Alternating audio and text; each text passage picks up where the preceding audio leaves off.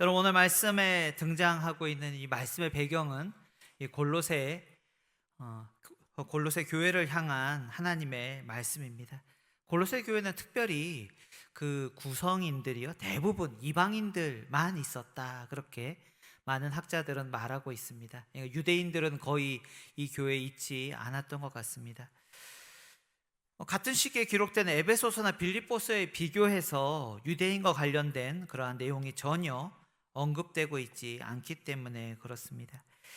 이방인들은 전혀 하나님에 대해서 한 번도, 주변에 유대인조차 없었기 때문에 한 번도 들어보지 못했을 것인데요, 사도 바울과 그의 전도팀을 통해서 소아시아 일대에 복음이 전해지게 되었고, 사도 바울은 골로새에 직접 방문한 적은 없었습니다.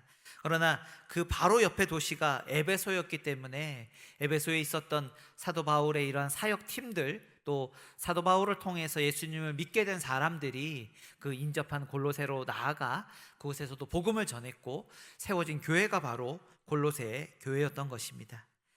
이렇게 예수님을 믿게 된 골로새의 성도들을 향해 사도 바울은 오늘 뭐라고 말하고 있습니까? 12절 말씀 보시면, 하나님이 택하사 거룩하게 하시고 사랑받는 자다라고 말씀하고 있습니다.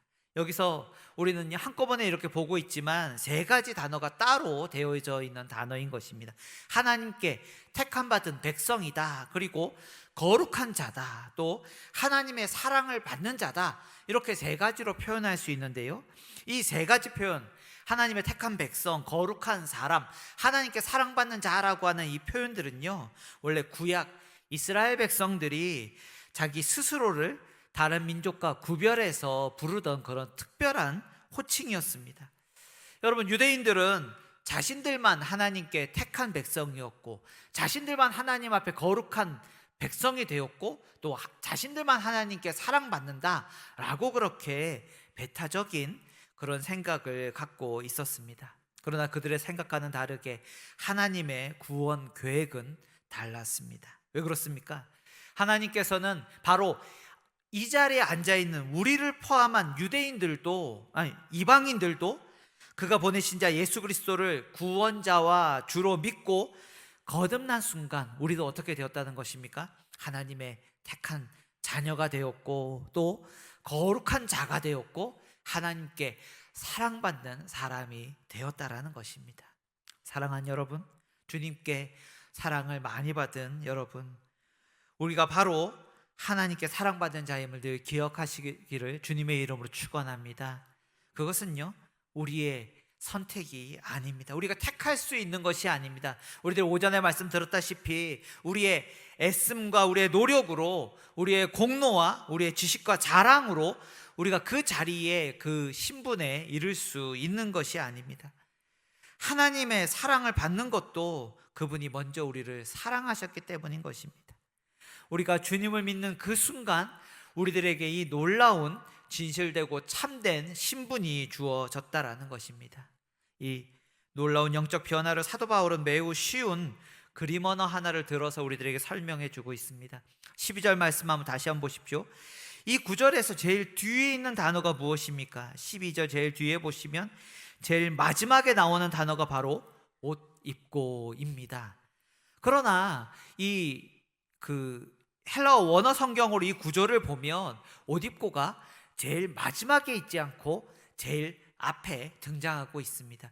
히브리어와 헬라어와 같은 이 성경에 기록된 언어에 참 신기한 특징이 하나 있는데요, 이것은 우리말처럼 우리는 주어가 있고 목적어가 있고 수어가 있고 이 말의 순서를 항상 따라야 되지만, 성경의 언어들은 어떻게 되어 있냐면 가장 강조하는 단어를 가장 앞에 위치하게 하는 그런 언어적인 특징을 가지고 있는 것이 바로 히브리어와 헬라어의 특징인데, 이 구절은 옷 입고라고 하는 단어가 이 구절에서 제일 앞에, 제일 강조해서 위치하고 있다는 것입니다.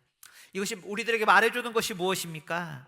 여러분, 예수님을 믿기 전에 가졌던 우리의 옛날 죄에 속한 것들이 바로 옛 사람이며 옛날에 입었던 옛날 옷이라는 것입니다. 분명 예수님을 믿기 전에 우리 이방인들도 다 그 죄 가운데 살았고 그것 가운데 자연스럽게 행했다라는 것입니다. 그러나 이제는요, 예수 그리스도와 함께 죽고 예수 그리스도와 함께 살아남으로 하늘에서부터 다시 태어나 새로운 사람, 새롭게 되어진 옷을 입게 되었다라는 것입니다. 사랑하는 여러분, 그렇다면 이제 새로운 옷을 입은 새 사람은 어떻게 살라고 오늘 말씀하고 있습니까? 12절 중간 말씀을 보시면요, 긍휼과 자비와 겸손과 온유와 오래 참음을 옷 입고라고 말씀하고 있습니다.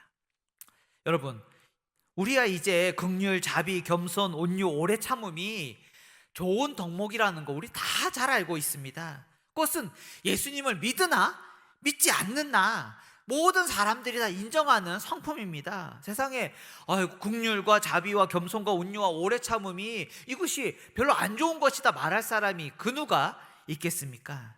그러나 여러분, 이 성경에 기록되었던 2000년 전에는요, 여러분께서 아주 이상하게 생각하겠지만 이 말씀을 처음 받은 골로새 이방인들은 매우 무척이나 당황스러웠을 것입니다. 그게 왜 그러냐 하면요, 당시에 긍휼과 자비는 어떤 것이냐, 아무 노력도 하지 않는 사람들에게 베풀어주는 도움과 위로를 뜻하는 단어가 바로 긍휼과 자비입니다. 겸손은 무엇이냐 하면 다른 이들 앞에서 자신을 낮추는 비천함과 비굴함을 뜻하는 단어가 겸손인 것입니다. 그리고 온유와 오래 참음은 불의한 일들을 당해도 정의롭지 않은 상황에서 화를 꾹꾹꾹꾹 참는 것이 바로 온유와 오래 참음이라는 것입니다. 그러니까 성경에 나와 있는 이 덕목들은 당시에 그렇게 인기가 있거나 사람들이 그렇게 좋아할 만한 성품과 덕목이 아니었다라는 것입니다. 그도 그럴 것이 2000년 전 그리스 로마 시대에는 자기 명예 또 자기가 가지고 있는 것을 자랑하는 것을 아주 좋은 덕목으로 여기는 그런 시대였다라는 것입니다. 우리가 생각할 땐 이상하지만 2000년 전에는 그런 것이 바로 공기와 같은 그런 시대였다라는 것입니다. 신분과 지위와 자격과 공로가 있는데 그런 것들을 숨기고 낮추는 것을 매우 이상하게 여기고 그런 것들은 자랑하고 드러내는 것들을 당연하게 여겼다라는 것입니다. 여러분, 그게 왜 그럴 것도 같냐 하면 우리가 2000년 전에 만들어진 그리스 로마 시대의 석상들, 이런 그림들 여러분 생각해 보십시오. 다 어떻게 하고 있습니까? 다 옷을 벗고 있다라, 다 몸을 자랑하고 자기의 지식을 자랑하고 자기의 공로를 자랑하고 뭔가 자기가 전쟁했다 이걸 막 그러면 치켜 세워야 되고 그런 일반적인 문화였다라는 것입니다. 그런 자기 자랑, 자기 명예를 더욱더 강조하며 드러내는 그리스 로마 사회에서 오늘 12절의 중간에 나오는 긍휼과 자비와 겸손과 온유와 오래 참음과 같은 성품들은, 이런 것들은 누구에게 해당되는 것들이냐면 신분이 낮고 비천한 사람들, 사회적으로 힘이 없고 배우지 못한 자가 가지고 있는 그러한 특징들이 바로 이러한 것들이라는 것입니다.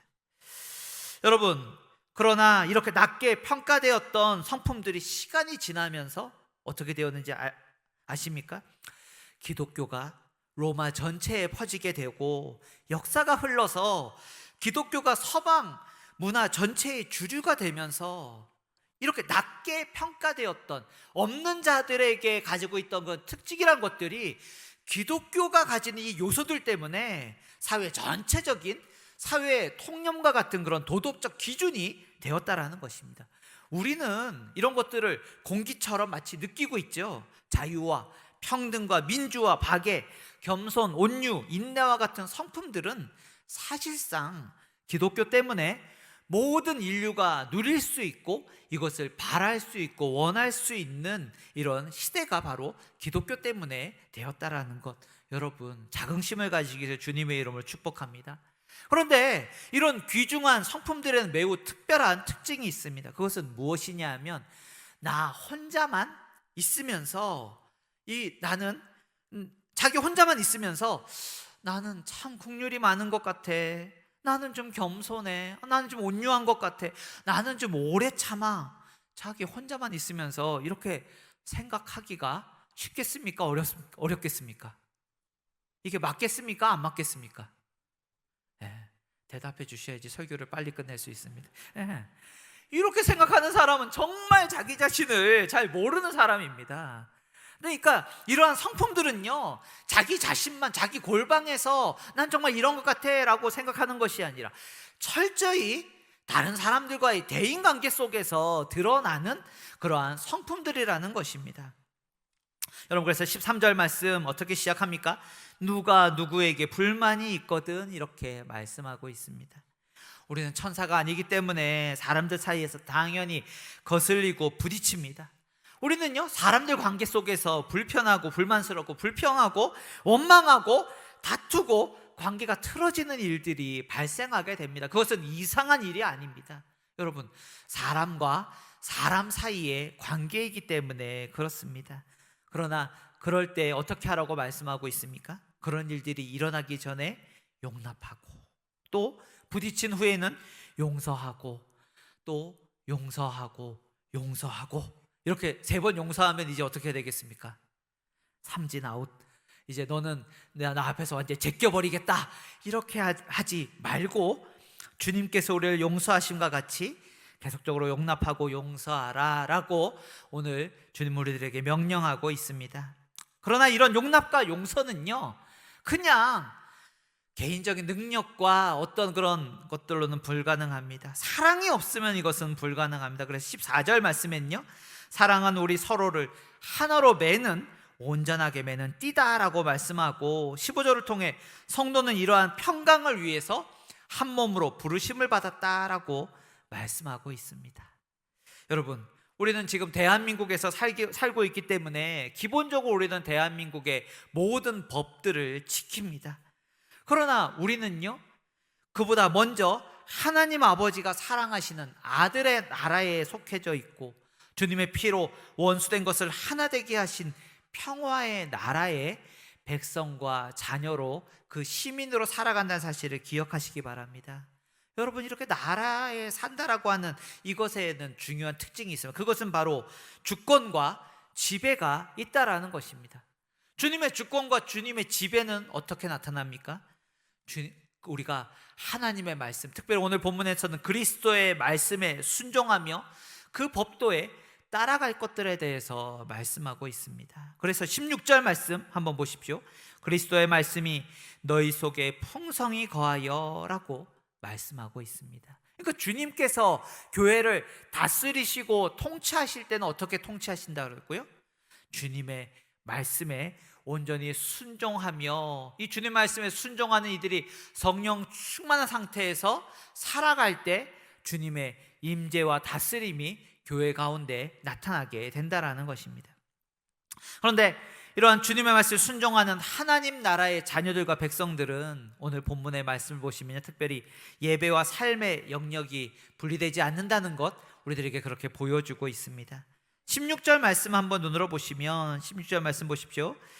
모든 지혜로 피차 가르침을 권면하고 시와 찬송과 신령한 노래를 부르며 감사하는 마음으로 하나님을 찬양하고. 여러분, 이것은 바로 어디에서 일어나는 일들입니까?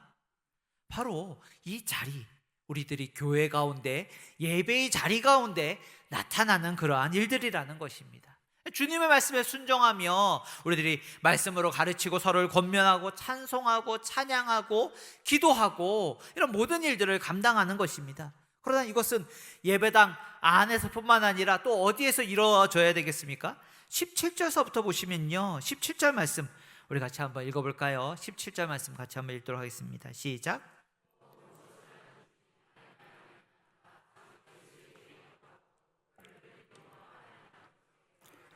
아멘. 무엇을 하든지 말에나 일에나, 이것은 어떤 영역이겠습니까?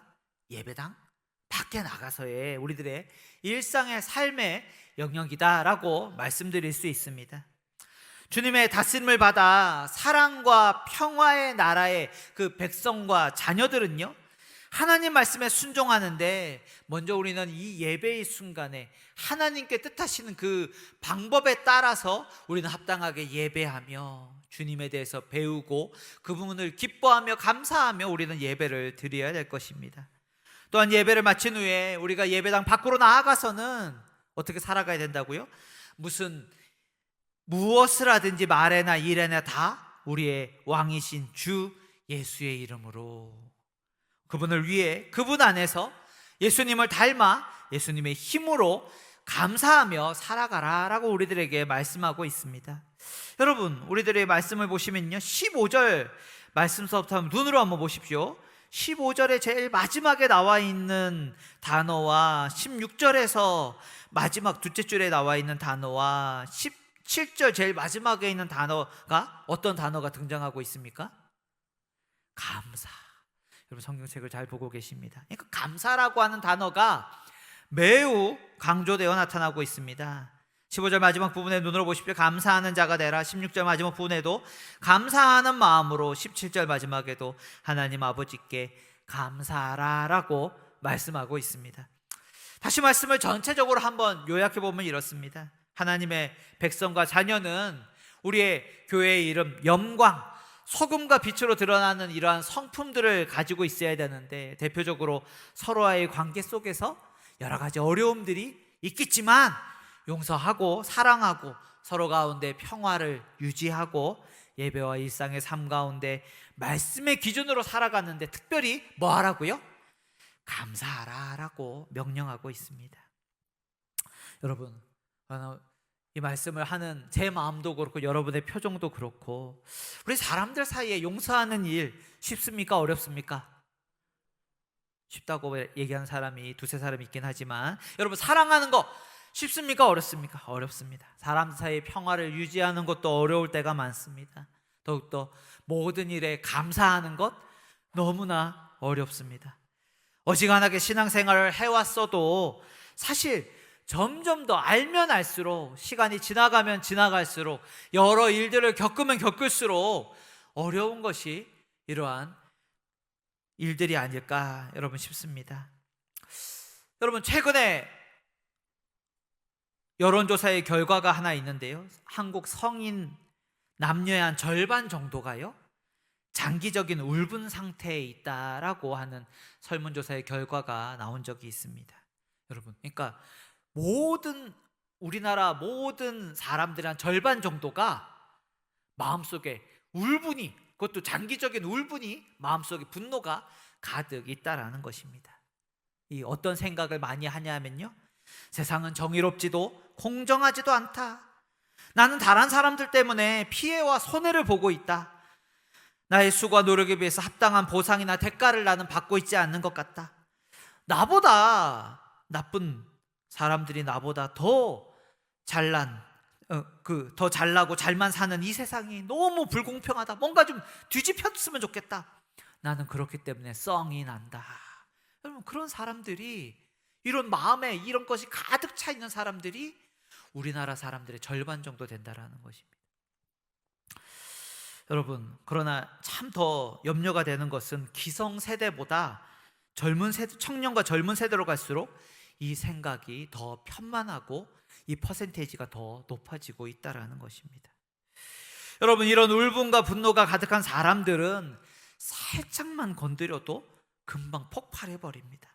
매우 예민하고 위태롭습니다. 요즘 우리 곁에 사람들을 보면 어떻습니까? 우리가 주변에 우리가 사고를 당하고 어려운 일들을 당하는 것, 우리가 잘못해서 그런 것이 아니라 주변에 여러 가지 사람들 때문에 당하는 일들도 우리들이 기사로 대할 때가 많이 있습니다. 요즘 우리 곁에 사람들을 보면 불신자들은 더더욱더 그렇고, 우리들이 믿는 이들 중에서도 울분과 분노가 첩첩하게 쌓인 분들을 우리들이 대할 때가 종종 있다라는 것입니다. 여러분, 시대적인 사회적인 분위기가 또 그 속에서, 그런 공기 속에서 살아가는 우리들에게도 우리들이 그런 영향을 미치는 것 당연합니다. 그러나 문제는 무엇입니까? 그런 사회적인 분위기가 교회 안에도 자연스럽게 들어오게 되는 것이 바로 문제라는 것입니다. 우리도 교회 안에서 세상의 방식으로 생각하고, 우리도 크고 작은 울분과 분노의 감정을 다른 세상에 있는 사람들에게 말 못하는데 교회 안의 사람들에게 너무 쉽게 터뜨리게 되는 것이 문제가 될 때가 있다라는 것입니다. 사랑하는 여러분, 우리 누구도 이런 것에 자유롭고 편할 사람이 없을 것입니다. 여러 가지 일들 때문에 불만이 있을 수 있습니다. 서로 용납하지 못하고 용서하지 못할 때가 있고요, 사랑보다 무관심을 선택할 때가 있습니다. 평강보다는 불화에 불화를 일으킬 때가 있고요, 감사보다는 불평과 원망할 때가 있다라는 것입니다. 그것은 이 자리에 설교하는 저도 자유롭지 않고 우리 모두가 해당되는 그러한 문제라는 것입니다. 이럴 때 하나님의 말씀은요, 우리들에게 행동의 변화를 요구하지만 사실 우리가 읽고 있는 이 말씀의 방향들은 우리 보고 착하게 살아라, 이 세상 가운데 뭐 좀 선한 영향력을 드러내라 라는 것이 먼저라기보다는요, 이런 명령이 먼저라기보다는 더 근본적인 가르침을 우리들에게 주고 있다라는 것입니다. 사랑하는 여러분, 저는 여러분께서 오늘 이 자리에 앉아 계신 우리 모든 분들이 주님의 마음을, 하나님의 마음을 알고 가시기를 주님의 이름으로 축원합니다. 그런데 하나님의 마음, 우리가 하나님의 마음을 어떻게 알 수 있습니까? 보이지 않는 하나님의 형상이신 예수님께서 이 땅 가운데 오셔서 하나님의 마음을 우리들에게 보여주시고 가르쳐 주셨다라는 것입니다. 담임 목사님의 책을 많이 탐내는 저는요, 이번 주에도 몇 권의 책을 좀 봤는데 특히 오늘 설교를 준비할 때 도움을 준 책이 있습니다. 그 책의 제목이 뭐냐 하면, 여러분 한번 찾을 수 있으시면 찾으셨으면 좋겠는데, 마태복음 11장 29절의 한 부분이 바로 이 책의 제목입니다. 마태복음 11장 9절의 한 부분은 이런 내용이 나와 있습니다. 그게 이 책의 제목인데요, 온유하고 겸손하니 라고 하는 책 제목입니다. 예수님께서는 직접, 하나님이신 그 예수님께서 직접 내 마음이 어떻다 라고 표현하신 것은 이 구절이 유일무이합니다. 여러분, 예수님이 직접 나타내는 그 예수님의 마음이 어떤 마음이라고요? 직접 갖추신 마음이, 우리 같이 한번 따라해 볼까요? 나는 마음이 온유하고 겸손하다. 예수님께서 직접 소개하고 있는 자신의 마음은 뭐냐 하면 온유와 겸손이라는 것입니다. 신기하게도 오늘 우리가 읽은 골로새서 3장 12절 말씀에서 이 똑같은 단어가 등장하고 있는 것 여러분 아십니까? 이 온유와 겸손이 등장하고 있다는 것입니다. 여러분, 온유하고 겸손 어떤 성품이겠습니까? 여러분, 나는 어떤지, 주변 사람 중에 그런 사람인지 한번 상상해 보십시오. 가장 편한 사람, 또 다정한 사람, 친절한 사람, 물이 낮은 곳으로 흐르듯 자신을 주장하지 않고 다른 사람들을 쉽게 받아들이고 수용하는 사람, 어디에서든지 누구에게든지 자기 유익보다는 다른 사람들을 먼저 생각하고 손해볼 줄 아는 사람, 어린아이부터 노년에 이르기까지 가까이 하고 싶어 하는 그런 편하게 다가설 수 있는 사람, 그런 사람 바로 나다 이렇게 생각하시는 사람은 집에 가서 저에게 카톡을 주시기 바랍니다. 여러분, 그런 사람은 아까 말씀드렸다시피 자기 자신을 잘 모르는 골방 속에서 신앙생활을 잘 하는 사람이다 라고 말씀드릴 수도 있을 것입니다. 여러분, 우리는 그런 사람을 온유하고 겸손하다고 할 수 있을 것입니다. 여러분, 그런 사람 쉽게 떠올라지십니까? 여러분, 그런 사람 쉽게 되실 수 있겠습니까? 그런 점에 있어서 이 땅에서, 그리고 역사상으로 가장 온유하고 겸손하신 분이 계십니다. 그분은 바로 예수님이십니다. 그분은 자신의 마음을 나는 마음이 온유하고 겸손하다라고 우리들에게 친히 알려주신 분이십니다.